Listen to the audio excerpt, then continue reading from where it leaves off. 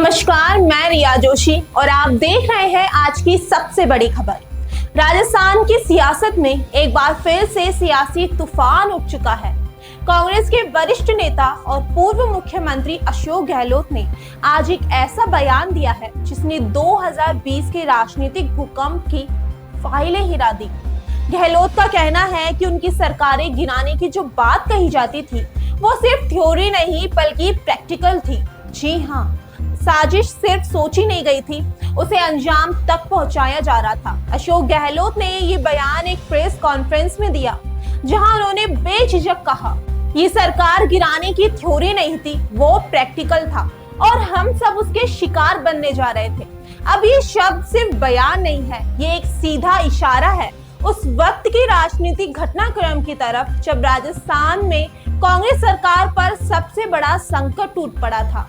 2020 याद कीजिए, ये वही साल है जब होटल पॉलिटिक्स विधायकों की बाड़ेबंदी और हर दिन एक नई साजिश की खबर सामने आ रही थी।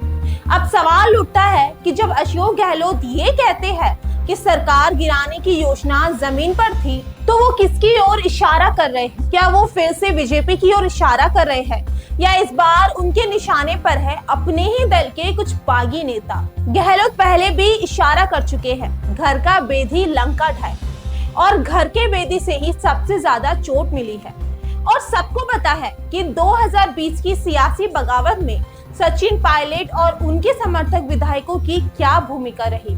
उस वक्त की सरकारों को बचाने के लिए गहलोत खेमा दिन रात एक कर रहा था। जयपुर से लेकर जैसलमेर तक होटल राजनीति ने राजनीति की परिभाषा ही बदल दी। एक तरफ गहलोत सरकार के वफादार विधायक है तो दूसरी तरफ सचिन पायलट खेमे के असंतुष्ट नेता और तीसरी तरफ विपक्ष की चालें। और अब गहलोत कह रहे हैं कि ये सब थ्योरी नहीं प्रैक्टिकल था। अब ये बयान तब आया है जब कांग्रेस में अंतर कलर की खबरें फिर से हवा है। राजस्थान में सत्ता से बाहर होने के बाद पार्टी गुटों में बटी दिख रही है।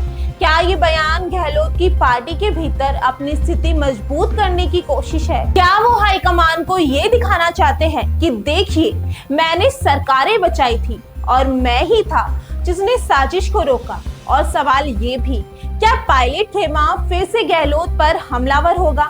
और साथ ही जनता का भी बड़ा सवाल है साहब, अगर सरकार गिरने की कोशिश प्रैक्टिकल थी तो एफआईआर कहाँ है? दोषियों के नाम क्यों नहीं बताए गए? कौन थे वो विधायक जो बिकने के लिए तैयार थे? और अगर सब कुछ सच था तो कांग्रेस पार्टी ने अब तक क्या कार्रवाई की? क्या लोकतंत्र की हत्या की कोशिश पर भी सिर्फ बयानबाजी होगी? अशोक गहलोत का ये बयान भले ही पुरानी कहानी हो, लेकिन ये कहानी अभी भी अधूरी है और जब तक उस अधूरी कहानी के किरदार सामने नहीं आते तब तक ये सवाल हवा में तैरते रहेंगे। किसने की थी साजिश?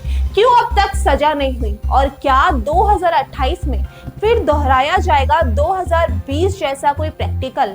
मैं हूँ रिया जोशी, बने रहिए हमारे साथ क्योंकि अगली खबर फिर से एक सियासी भूचाल ला सकती है।